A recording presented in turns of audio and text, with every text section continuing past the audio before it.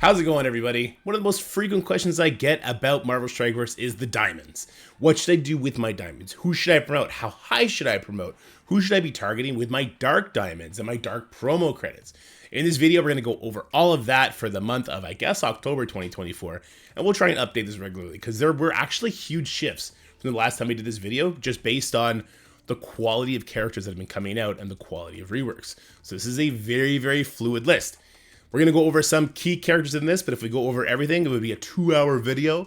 So if you see a character in a certain category that you either disagree with or you just want to ask why they're there, please let me know in the comment section below and we could definitely talk about it. But without further ado, let's get started talking about dark diamonds and dark promo credits. Alright guys, so when it comes to the dark promo characters, it is extremely difficult just because of how limited this resource is. I gave this feedback to the developers that basically all of our older dark promo characters are dead.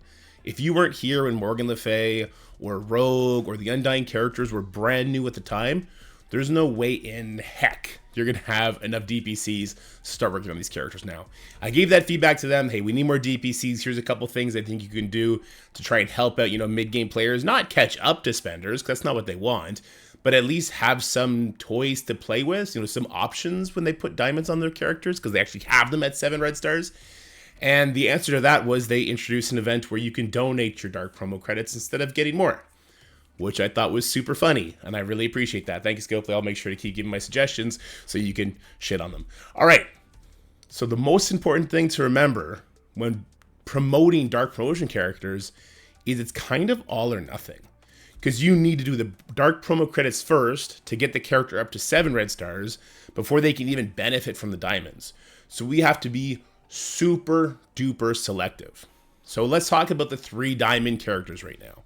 Odin Mephisto. I mean, it doesn't even exist right now, right? You can't even put the 6th and 7th red star on Mephisto, and you can't put any diamonds on Odin yet. That'd be kind of crazy. It's going to be a long time from now. The reason I put them at the top is just so there is no misunderstanding that if you have these characters, when they do become available, it is time to promote them right then and there. Will it still be 3 diamonds? Will they be 2 diamonds? Depends on the cost. We'll see when that comes.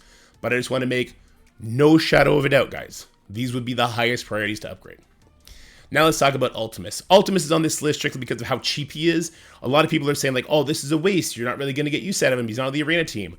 That is a ridiculous take because you're going to be using this guy every single day in War, every single day in Crucible. If we get some Sword Satellite event with the pre-taunt, you're going to be looking at Ultimus. He's got so much plug-and-play value that it's absurd to leave him on the bench and not upgrade him because he is so cheap. He is actually ridiculously cheap. On my mid-game account, I built him up right away. He was revolutionary, okay? And then we have Old Man Logan, just pound for pound, the best character that you can actually upgrade with dark promotion credits. The only reason we don't do him before Ultimates is because he's expensive, but you definitely get him done. He is worth all the way to 3 diamonds. Then there's Apocalypse. Now, Apocalypse, he is sort of starting to fall off, but his damage is still really immense. We really want him to land all those debuffs, especially the trauma on his ultimate. And when he does his Falcon Punch, it's 60% of the enemy's life, which is mean he's going to be evergreen, right? 60% of the enemy's life, max life, means you're using their stats against them, which is really good. Plus, he does damage on top of that. Plus, it's a perma kill. Plus, right? He needs to live to get there, so the stats help him do that. The little bit of extra damage that he's going to be doing, even to these new characters, is very valuable. He's definitely still a 3 diamond character, but he's teetering. He's definitely teetering into like the 2 diamond category. And by the way, I did kind of list these in priority from left to right, just if you want that take there. Super Skrull. This is the character that makes you really scratch your head, because on my mid-game account, I'm not even thinking about Super Skrull because of the conversation we had before. If I wasn't here when Super Skrull first got his red stars and I was able to prioritize him right away, the cost that they've associated with Super Skrull is stupid. There is no world where I can justify bringing Super Skrull to 7 red stars when that is the same thing as bringing nearly both Black Knight and Green Goblin, who I also consider 2 diamond priorities. The time it'll take me to farm up enough dark promo credits to bring him from 4 to 7, it kind of just nullifies him for a lot of accounts. But if you do have him at 7 red stars, I strongly suggest 2 diamonds on this guy, because he's not only an amazing kit-based character, but he does a whack load of damage. All right, Captain Britain. I don't even think he's available at 2 diamonds yet. He might be. I might be confused. But he's an amazing character. If you didn't get any red stars on him because you didn't fall victim to the Kraken trap that was him. When we do get him free to play, that'll be the time to start building him up before we get more Dark Promotion characters rain on us. And we will, right? The next legendary character has got to be coming soon. We know that Illuminati and Alliance are for that team, so we're going to have more Dark Promotion credit character options coming in the near future. So that's kind of a scary thing, but definitely worth it as his use in War and Crucible. And with it being on a team that has speed up on spawn, the use this guy's going to get in these flash modes, whether that be Battle World, Sword Satellite, Tower. It's a lot. It's a lot. Black Knight. Black Knight is a mainstay on defense. Scary character, right? The bigger he is, the more life he has, the harder his passive hits, the more likely he is to resist your attempts to control him. And that's really bad news for the enemies. He's still worth it for now, but as the new meta advances and characters max health, like Thanos Endgame, starts eclipsing Black Knight's health pool, he's going to lose a lot of value. Like when the meta has shifted and all of a sudden it's only new characters that have the new character stat line, Black Knight is going to really feel the pain there. He's still going to be impactful because he does do trauma and heal block and he's also retaliating and being a good tank, but he's going to feel it for sure. Then there's Green Goblin. Green Goblin, an amazing war character, amazing Crucible character, kind of like Captain Britain. He can get speed up on spawn if the enemy has it on spawn and you bring Vulture with him, which means he can immediately go control everybody. Huge debuffs. We're talking about flipping buffs. We're talking about trauma, turn meter rewind out the wazoo, his special, more turn meter rewind. Like he's a really powerful character kit-wise, and he packs a punch. And that's where the diamonds really help him kind of excel. The rest of his team does a lot of lifting too, so he's not kind of on his own, which is really nice. I don't really like it when a team revolves around a single character, like say Nova on the Nowhere team. So that team has a lot of value for me going forward. Red Hulk, he would be the only character from the old guards that I would still consider putting DPCs on to then try and get the diamond on him. The reason for that is because he is kind of the power couple to Apocalypse, but he still does a lot of damage in his own right. On that Gamma team in War, absolute monster. In Crucible, paired with characters like Apocalypse and Weaver and say Guardian, he can absolutely devastate the enemy. So he is actually worth at least one diamond, but in reality, if you're going to put one, you might as well put two because the cost isn't much different. But I do want to kind of differentiate these guys so you kind of see where I'm coming for that. And here's the sad part. The rest. The rest, because of how the Dark Promotion economy works, it's just not a good idea. Because here's the thing. We just talked about it. The next DPC character is probably around the corner. And when they come, it's better to have a horde ready for them because we don't know how much they're going to cost, right? We know that Old Man Logan was a little bit more expensive than his predecessors. We know that Black Knight, I believe, was a little bit more expensive. I have no idea what Captain Britain's like, but I assume it's more. Skrull was a lot more. This is going to be the first legendary character with the new stat line, so I do kind of expect that to put a really big price tag on his red stars. So I would just be ready for that. You don't really want to bust your horde. So that's true for all these characters, right? Like, Black Cat hurts because the Secret Defenders are really good. She's got a great kit, but if you have her like I do right now at 4 red stars, and say you're not finished these guys up here, or you're at like 3,000 dark promos, I don't think you start dumping red stars into her. Because unless you get her all the way up to the diamonds, the red stars, they're not really going to change much, right? If you only put her up to 6 red stars, it doesn't really change much. So I just don't really think it's worth it. Then we have the Undying characters. We'll circle back to them in a second. Rogue is a great defense-used character, but again, same thing as Black Cat. Like, it doesn't make enough difference until she gets diamonds, and also that Extreme team is going to fall off eventually, so just definitely don't recommend it. Dorm Doom, Nova, Morgan Le Fay, Quicksilver, Big Time Spider-Man, Ultron, and Archangel. There's not much to be said about that. Like, they get very, very sparingly used. They're kind of like kit-based characters, with the exception of Nova still being like an absolute monster. I guess Quicksilver too, being huge stat damage monsters. But they're going to be falling off. Nova kind of really only used in War now. Like his use in Crucible as plug and play kind of fell off.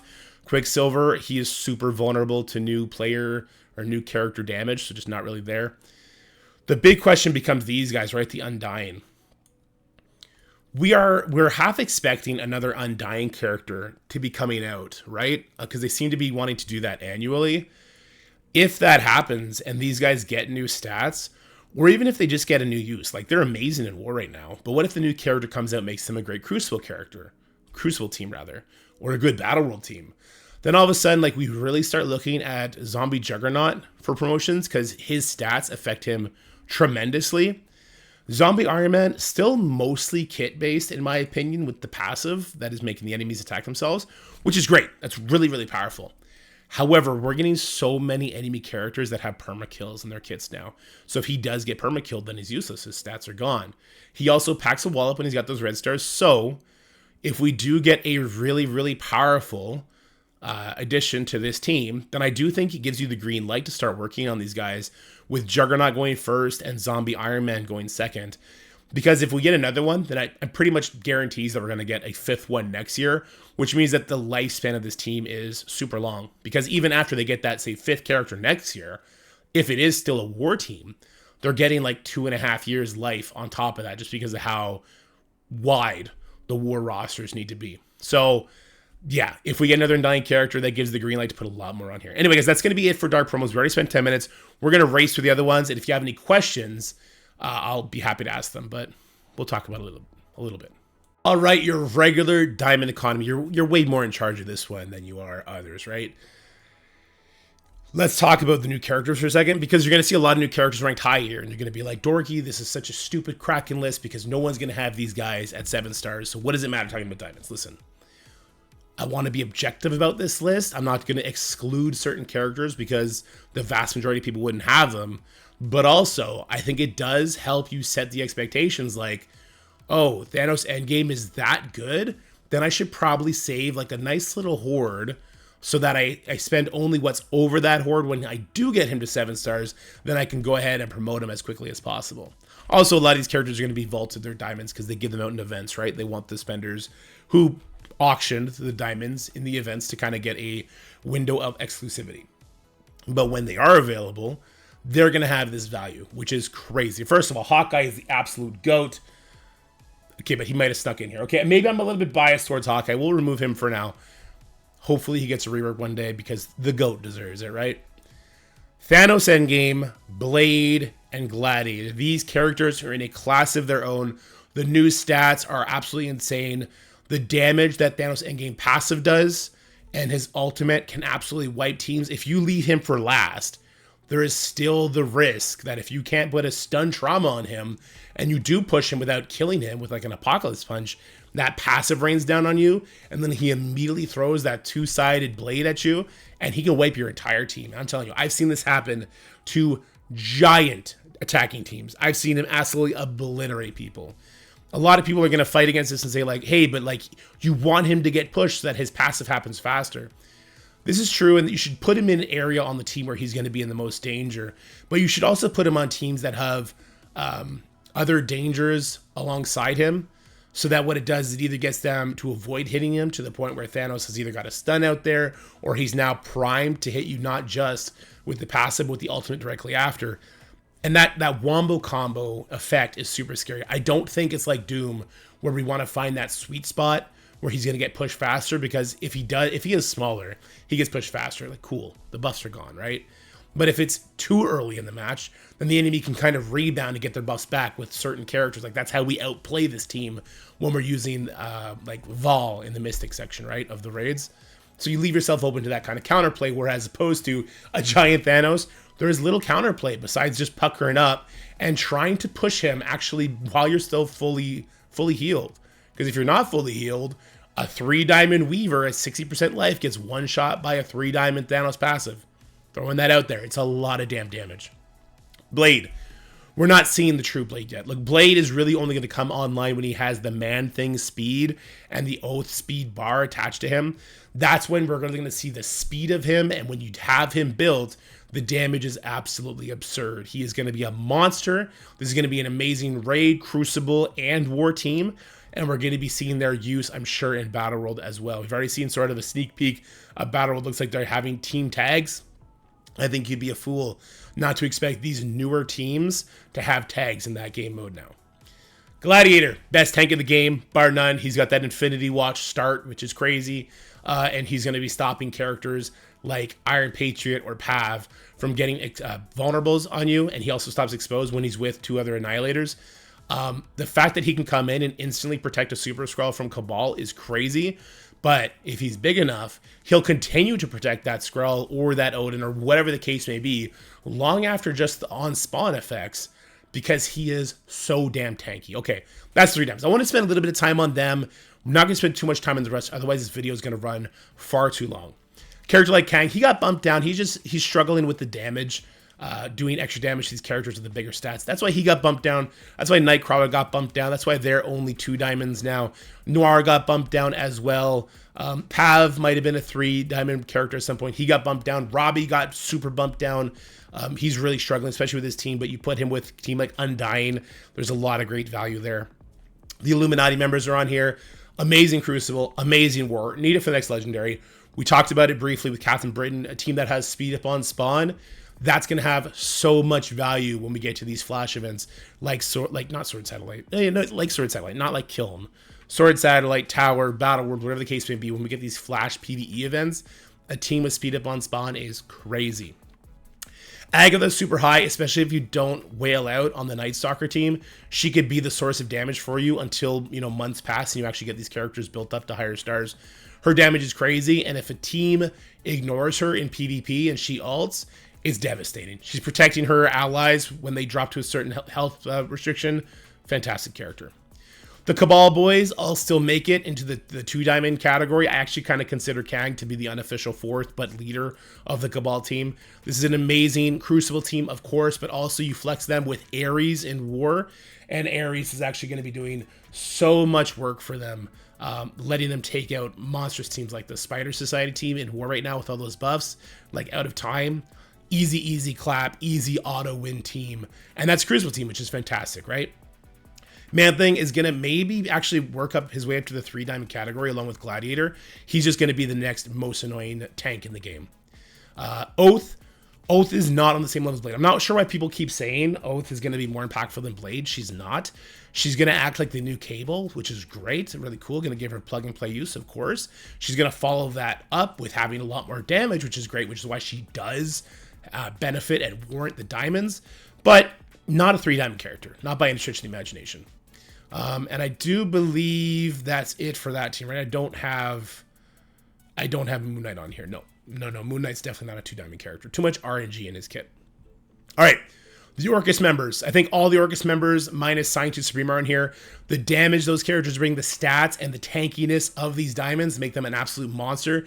You don't need diamonds on them for the raids whatsoever. Like 5 red stars gets it done. So if you only care about raids, then, you could probably ignore this list. But then what are you doing with your diamonds besides that? In War and Crucible, they're a top 5 team, which is stupid. It's stupid. It just is. The Spider Society. Yeah, so Pav and Noir are higher up on that list still. Noir, like Kang, like Nightcrawler, fallen off because of the damage stuff, but they still have interesting mechanics that they can bring, right? Pav putting vulnerables on spawn paired with a character like Skrull leads to instant double taps. Noir with a character like Old Man Logan leads to instant assists, which are really devastating, can cause some big problems. So they're still on this list, and Peter and Penny are still on this list, just because this team, it seems to be like the new RNG check for you when you're facing them and they're on the defensive side. So having them bigger just adds to the RNG check, which can be very scary. Gore, you don't know the power of Gore till you have him built up. It's just the truth. When he's at low red stars, 5, 6 red stars, you don't feel his damage. You don't feel the power. When he's at diamonds, he's all of a sudden walloping your team. You try and bring like Mercs for money into Annihilators in War and say there's like a Skrull or a Mephisto, whatever the case may be. Because there's so many deaths, the Gore passive keeps popping off, and you run the risk of him perma-killing somebody. He's a very, very scary character. We talked about Illuminati. Dawkins, great plug-and-play character. Obviously, we just talked about Mercs for Money. Fantastic there, adding a secondary threat instead of it just being Old Man Logan. But in Crucible, plug-and-play potential. They get stealth, he gets speed bar. Devastating. Spider Weaver. Spider Weaver still has one of the most interesting passives in the game. Now, they're making a lot of teams just instantly not care about her by giving them unavoidable everything, but she still has a trauma stun. She still will negate a lot of damage, and she's still a pretty fast character, 127 with an opening stun. That makes her interesting, and she now needs the diamonds to be landing stuff. So I still really like Weaver. She's definitely teetering on this list. All right, the Sinister Six members, we talked about Goblin. We talked about how he's not just the only damage dealer on the team. Vulture, Slayer, Kraven, these are other big damage dealers that Goblin needs to make that team a top 5 team in both in War and Crucible. This is one of the more fun teams, right? Like Spider Society, Sinister Six, Cabal. These are the more fun teams because they're all farmable, and you can do this right now if you haven't already.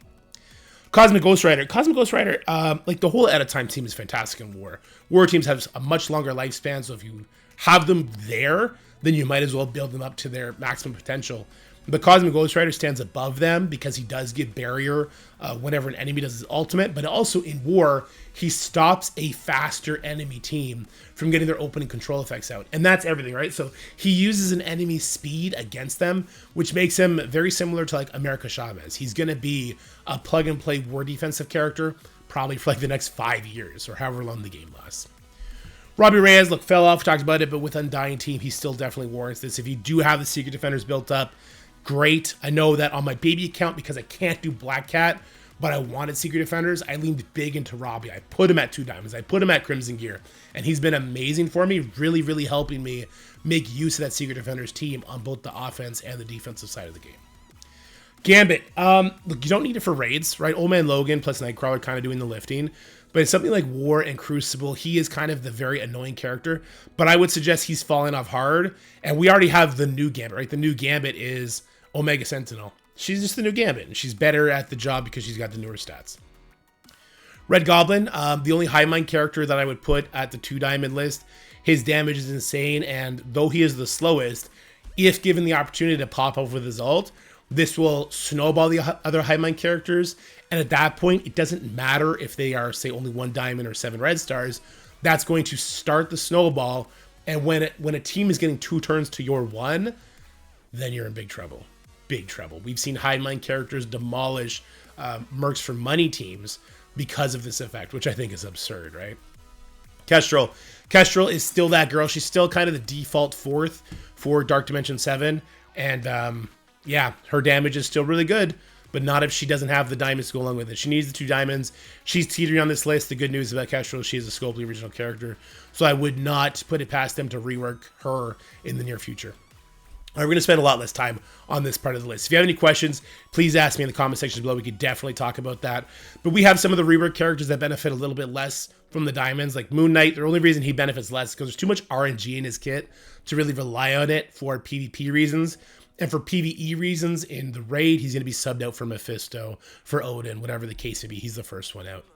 Ares, anyone telling you to skip Ares is a crazy person.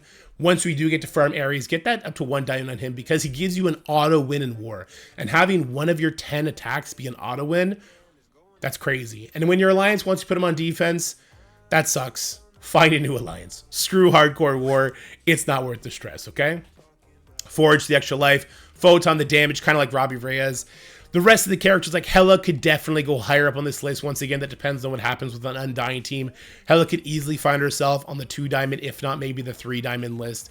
And the rest of these characters, like, they're characters that we would have put higher on this list before, but they're starting to fall off. They're definitely feeling it. They're quickly going to be jumping 1 bracket lower. Like, every new team we get pushes these characters further down. We got some War characters. We got some Raid characters. Some, like, you know, top 10 Crucible or War teams, but like at the tail end of that. And we got some characters that just rely on revives, right? Like Pandapool and Deadpool. So keep that in mind. All right, and then the very tail end of this list where it's like, maybe consider it. If you have these War/Crucible teams already built, you're very happy with all of your other characters that you see above here, then you could consider some of these guys. But I would very much warn you about building wide. You want to build tall. So like if you already have your Underworld already built, they're already like geared to 18, level 100, you have like 7 red stars on Taskmaster, then yeah, look, that's a good idea. You can put an extra diamond on Taskmaster. It's going to make your Underworld team go that much further. War teams live that much longer, so it makes sense. And even Taskmaster, honestly, if you like War and your Underworld team is already built, him and Mr. Negative are probably 2 diamond characters. But that is for a very specific sort of player. I didn't want to include that on this list. Let me talk about these 4 real quick, and then the rest we're just going to give a brief talk about. Titanium Moonstone, they still can get play with Cabal and Kang very easily. Titanium goes super fast. She can go ahead and strip buffs off or put an ability block, get an early vulnerable for Kang. Moonstone, she can get a stun out, turn me to rewind. Like, I just used these guys yesterday in Crucible against a 5.5 million Orcus team. I did 4-piece Masters of Evil subbing out Absorbing Man with Old Man Logan. And they walked over this 5.5 million Orcus team at a 2 million punch up, which is crazy, right? So they're still used for these guys, but it's so niche, it's so like tippy-toppy end that for the most players, it just doesn't make sense. Same thing will go for $20.99. Like I made use out of him actually on the baby count. I built him up because I'm a psychopath, because I wanted to use him for one Crucible fight. He's getting subbed out quite a bit. He has found a little bit new life with Captain Britain himself and Weaver up against like Skrull Annihilators, but that team's not really going to be around forever, right? So this is like a very, very niche build. Starbrand, I do have the other out-of-time characters higher. Obviously, Black Knight is super high. So if you have built the entire out-of-time team, I think it does make sense to put a little bit of love into Starbrand. He's a great war character, and he'd only be investing into one more character as opposed to some of these teams, you would need to put diamonds into a bunch of them, right? All right, so we talked about Underworld. I do have this list kind of sectioned off by teams and also in the order I think the teams are going to live the longest. And also the order in which the characters I would suggest actually putting more investment in if you want. So in my opinion, Underworld's going to live the longest. They just have too much speed bar on spawn. The Sinister Six, if you want to split up your Sinister Six, I think that double team has way more value than like say investing all the way into the Nowhere team, especially if your Nova is not high red stars. He's the heart and soul of that team. Without a big Nova, because you say you're focused on the new Dark Promotion characters, not much value there. The Gamma team, we have Red Hulk High. He's kind of the lifeblood of that team as well. The Gamma team is interesting because they don't rely on defense up. So when you do a couple of burn attacks against Mephisto Annihilators, Gamma is uniquely equipped to deal with the damage from Thanos Endgame because they don't rely on the defense up to protect them from his damage. They have just innate damage reduction, which is really cool. The New Avengers, super fast team. They stop enemies from getting speed. The 84's team, again, super fast team. Lots of control. Weapon X, even with the reworks, even with Lady Deathstrike like that, team is starting to fall off, and you could always put Lady Deathstrike somewhere else. So the Weapon X, I think, is kind of the lowest priority of these, like, hey, you have these war teams built, maybe consider putting extra into them. That'd be the lowest, right? And then I got some characters that I didn't feel right putting them like the completely ignore list. Surfer, he's going to be needed for the next legendary character. You can actually get caught off guard. If there is a Surfer on defense, even a standalone Surfer, you ignore him, you kill one of his allies, he gets offense up, he can actually drop just a truck on you when you don't realize it. So just for that reason, I kept him on here. Absorbing Man, I do think there's still some use just for him being a really tanky plug-and-play character. He does get those deflects on spawn, which make him unique at taking on some attacks. Sunspot, I'm using Sunspot in Dark Dimension 7 and Dark Dimension 8 on my baby account. Look, the charges that he gives to his team, very valuable. The damage that it does, I think there's still use for him. He gives his team offense up on spawn. I couldn't put him lower, even though he probably deserves it, because of the use that you're going to get out of him in like Sword Satellite, maybe in the upcoming Battle World. We did get a blog yesterday that showed us like, hey, here's going to be offers for Alpha Flight, Hive Mind, Extreme X-Men, and Spider Society. So we know that those 4 teams are probably going to have tagged use when it comes to the mode. Or maybe it'll just be like an X-Men tag, but Sunspot gives them offense up, which makes him extremely interesting, right? Plus the energy, extremely interesting. Plus the damage from his charges, extremely interesting when it comes to future PvE modes. So I couldn't really knock him off the list just yet. And then Vol, amazing Dark Dimension character, completely out of the raid meta now, but she's a Scopely original. I would not be surprised if before halfway through 2025, she is reworked on some other team. I do think you can find use out of her still in Dark Dimension. I do think that maybe there is some plug and play use, being that she's a 127 character. We'll have to wait and see. And the rest of these characters, for me, this is nothing. You just don't touch these characters yet until they get some sort of rework. I mean, there's some characters in here that are interesting, right? Emma Frost, she's interesting. She doesn't need the stats. She's a standing passive until she gets some sort of rework. Like, why would you consider doing that? Captain Sam, he's got a movie coming out. I'm sure he'll get a rework, but you shouldn't jump the gun and do it now. And like, there's a lot of fan favorite characters. I put the War Dogs here. I just don't think that team's going to make it. Black Order's here. I don't think you should invest in them any further. Yeah, there's a lot of fan favorites here. Maybe we'll get the Venom rework, or even just like a Symbiote Surfer, Scream. We know that Null is going to be a playable character now, so maybe it'll revive some of these Symbiote characters. We're going to kind of wait and see about that.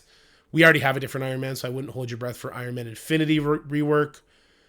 Both Doctor Stranges are kind of out of the meta, so I wouldn't be surprised if we see some love for him 2025, 2026. That's about it. Is there a Daredevil show coming? I think there was supposed to be. I'm not sure if it got canceled or not. But this list, like, this is like a kind of a void list. You see, like, Infestation is on here. Even Infinity Watch is on here. Like, if we haven't already done it, even if they're built up, it's going to be smarter for us to hoard our diamonds so that when we do get characters like Thanos, Blade, Gladiator farmable, we have 1,000 diamonds ready to go. Smack it down, baby. Because we are bringing our Annihilators to the moon. We're going to bring our Night Stalkers to the moon. Orcus to the moon. These new teams just have way too much value. And that is kind of the big lesson that I hope everyone takes away from this, is that Marvel Strike Force is very much a game of newest is always best. As a regular player, you're not always going to have the newest right away. But when things become farmable, that's when I would consider them still new enough to invest in. So if we have the resources to bring them up right away when we can get them farmed, that's the time to do it. And if we don't do it then, we miss the boat. Just take the Dark Promotion characters, for instance. It would be so irresponsible to try and boost up Nova now. Even though the Nowhere team is great in War, they're really good with Odin. Bringing him from 4 red stars to 7 red stars costs way too much. And then the diamonds would definitely be better used elsewhere, right?